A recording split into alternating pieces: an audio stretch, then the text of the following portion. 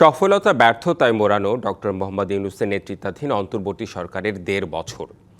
বিচার, সংস্কার ও নির্বাচন এই তিনকে গুরুত্ব দিলেও তারা হোঁচট খেয়েছে নানা জায়গায়।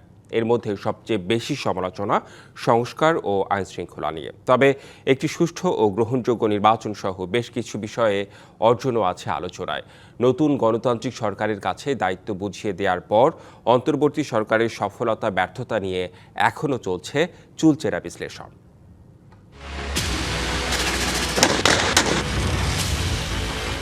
ছাত্র জনতার গণ অভ্যুত্থানে ২০২৪ সালের ৫ই আগস্ট শেখ হাসিনা সরকার পতনের পর দায়িত্ব নেয় অন্তর্বর্তী সরকার। নোবেলজয়ী অর্থনীতিবিদ ডক্টর মোহাম্মদ ইউনূসের নেতৃত্বের অন্তর্বর্তী সরকার প্রায় ১৮ মাস দায়িত্ব পালন শেষে গত ১৭ই ফেব্রুয়ারি বিএনপি নেতৃত্বাধীন নির্বাচিত গণতান্ত্রিক সরকারের কাছে দায়িত্ব হস্তান্তর করে সরকারের প্রধানমন্ত্রী। এই ১৮ মাস কতটা সফল বা কতখানি ব্যর্থ, বিদায়ী সরকার নিয়ে এমন প্রশ্ন ও আলোচনা সমালোচনা বিভিন্ন মহলে। ২০২৪ সালের ৮ই আগস্ট দায়িত্ব নেয়ার পর থেকে সংস্কার, বিচার ও নির্বাচন এই তিন বিষয়কে সর্বাধিক গুরুত্ব দিয়ে কাজ শুরু করে অন্তর্বর্তী সরকার। সংস্কারের জন্য গঠন করা হয় ১১টি সংস্কার কমিশন এবং জাতীয় ঐকমত্য কমিশনের সুপারিশ এবং বিশেষজ্ঞ মতামতের ভিত্তিতে তৈরি হয় জুলাই সনদ, যা পাশ হয়েছে গণভোটেও। এটিকে অন্যতম অর্জন দেখছে অন্তর্বর্তী সরকার, যদিও এই সনদ নিয়ে ভিন্ন মত আছে বিশেষজ্ঞদের। আদালতে গেলে তখন দেখা হবে যে সংবিধানের যে প্রক্রিয়া, সেই প্রক্রিয়ায় আপনার সংশোধন হয়েছে কিনা। সেই প্রক্রিয়া যদি সংশোধন না হয়, বাতিল হয়ে যাবে। পঞ্চম সংশোধনী বাতিল হয়েছে, সপ্তম হয়েছে, অষ্টম হয়েছে, 13 হয়েছে, 16 হয়েছে এবং 15ও আংশিক হয়ে গেছে। এর বাইরেও ১৩০টি নতুন আইন ও সংশোধনী আনে অন্তর্বর্তী সরকার। জারি করা ৬০০টি নির্বাহী আদেশের প্রায় ৮০% এর মধ্যে কার্যকর। তবে সংস্কার কমিশনের সুপারিশ বাস্তবায়ন নিয়ে হতাশ খোদ একাধিক কমিশনের সাবেক প্রধান। দুদক সংস্কার কমিশন করা হয়েছিল, সেই কমিশনের প্রস্তাবনাগুলোকে কিন্তু আসলে বাস্তবে কতটুকু কি হয়েছে সেটা আমাদের জানা নেই। উল্টো অত্যন্ত হতাশার সাথে আমি বলবো, দুদকের যে অধ্যাদেশটা যেটা হয়েছে সেটি সম্পূর্ণভাবে সংস্কার বিরোধী। অন্তর্বর্তী সরকারের আরেক গুরুত্বের বিষয় ছিল ২৪-এর গণঅভ্যুত্থানে গণহত্যা ও আওয়ামী লীগ সরকারের ১৭ বছরের গুম খুনের বিচার। শেখ হাসিনা সহ বিভিন্ন নেতাকর্মী এবং সরকারের গুরুত্বপূর্ণ পদে থাকা অনেকের নামেই হয়েছে ৮০০রও বেশি হত্যা মামলা। ৪৫টি মামলার বিচার কাজ চলছে ট্রাইব্যুনালে। এরই মধ্যে এসেছে ৩টি মামলার রায়। একটিতে শেখ হাসিনা, আসাদুজ্জামান কামালের মৃত্যুদণ্ডের আদেশ দেয়া হয়েছে। অভিযোগপত্র জমা দেয়া হয়েছে ১৯টির। এছাড়া গত ১৭ বছরে ৬২৯টি গুমের ঘটনা ঘটেছে সারা দেশে। আয়নাঘর থেকে জীবিত উদ্ধার করা হয়েছে অনেককে। এসব মামলায়ও চলছে বিচার। তবে অন্তর্বর্তী সরকারের সময়ে বিভিন্ন হত্যা মামলায় গণহারে আসামি করা নিয়ে রয়েছে বিতর্ক। জুলাই আগস্টের পরপরই হাজার হাজার মানুষের নাম দিয়ে মামলা করে একটি চাঁদাবাজির যে মহোৎসব শুরু করেছে সেটা ট্যাকেল দিতে পারেনি, ব্যর্থ হয়েছে অনেক ক্ষেত্রেই।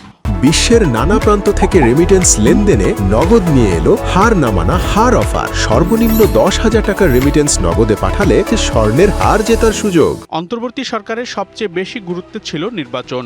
নানা শঙ্কা আর অনিশ্চয়তা কাটিয়ে প্রায় ১৮ মাসের মাথায় এসে গত ১২ই ফেব্রুয়ারি সুষ্ঠু ও গ্রহণযোগ্য নির্বাচনের আয়োজন করতে পারে সরকার। নিরঙ্কুশ জয় নিয়ে সরকার গঠন করে বিএনপি। নির্বাচনটা গ্রহণযোগ্য হয়েছে, তবে নির্বাচনটা যে সর্বকালের সর্বশ্রেষ্ঠ নির্বাচন হয়েছে এটা বলা যাবে না। নির্বাচন কমিশনের শিথিলতার কারণে অনেক ব্যক্তিরা যারা নির্বাচনে অংশগ্রহণ করার যোগ্য নন, তারা কিন্তু নির্বাচনে অংশগ্রহণ করার সুযোগটা পেয়েছে। অন্তর্বর্তী সরকারকে সবচেয়ে বড় চাপ সামলাতে হয়েছে ভঙ্গুর অর্থনীতি নিয়ে। একেবারে তলানি থেকে শুরু করে কিছু খাতে ঘুরে দাঁড়ায় সরকার। বেড়েছে রিজার্ভের পরিমাণও। তবে বিদেশি বিনিয়োগ আশা দেখালেও শেষ পর্যন্ত তাতে তেমন সফলতা আনতে পারেনি অন্তর্বর্তী সরকার। আরও বেশ কিছু বিষয় নিয়েও ভিন্ন মত আছে বিশেষজ্ঞদের। বৃদ্ধির চাকা, বিনিয়োগ, বিশেষ করে এমপ্লয়মেন্ট, এক্সপোর্টস, স্মল বিজনেস, যেখানে আমাদের সবচাইতে বেশি কর্মসংস্থান, সেই বিনিয়োগ প্রবৃদ্ধির চাকাগুলোকে সচল করার জন্য তেমন কোনো পদক্ষেপই নেওয়া হয়নি। আইনশৃঙ্খলা নিয়ে সবচেয়ে বেশি সমালোচনায় পড়তে হয়েছে অন্তর্বর্তী সরকারকে। ভেঙে পড়া পুলিশ বাহিনী নিয়ে অপরাধীদের শক্ত কোনো বার্তা দিতে পারেনি তারা। যদিও এই সময়ে গুমের তথ্য পাওয়া যায়নি, মাঠে আইনশৃঙ্খলা বাহিনীকে সহায়তা করতে সশস্ত্র বাহিনীর সদস্যদের উপস্থিতিতে কিছুটা স্বস্তি ছিল জনমনে। সরকারের আরেক গুরুত্ব আন্তর্জাতিক সম্পর্কে চেষ্টা ছিল চোখে পড়ার মতো। এরই মধ্যে বিভিন্ন দেশের সাথে বাণিজ্য সম্পর্ক উন্নয়ন, যুক্তরাষ্ট্রের সাথে শুল্ক হার কমানো রয়েছে সফলতার আলোচনায়। যদিও আন্তর্জাতিক সম্পর্কে অন্তর্বর্তী সরকারকে ভিন্নভাবে মূল্যায়ন করছেন বিশেষজ্ঞদের কেউ কেউ। এই অন্তর্বর্তীকালীন সরকার পররাষ্ট্র নীতি পরিবর্তন করা বা ওখানে নতুনত্ব আনা, এটা কিন্তু তার দায়িত্ব ছিল না। আন্তর্জাতিক যেই কাঠামো বা যেসব দেশগুলো, তারা কিন্তু ওই বারবারই বলছে যে না, নির্বাচিত সরকার।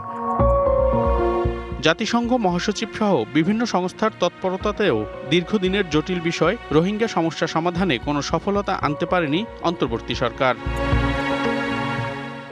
এর বাইরেও বিভিন্ন খাতে অন্তর্বর্তী সরকারের অর্জন নিয়ে রয়েছে নানা আলোচনা সমালোচনা, যদিও সেসব উড়িয়ে দিয়ে সফলতাকেই এগিয়ে রেখেছে সাবেক অন্তর্বর্তী সরকার।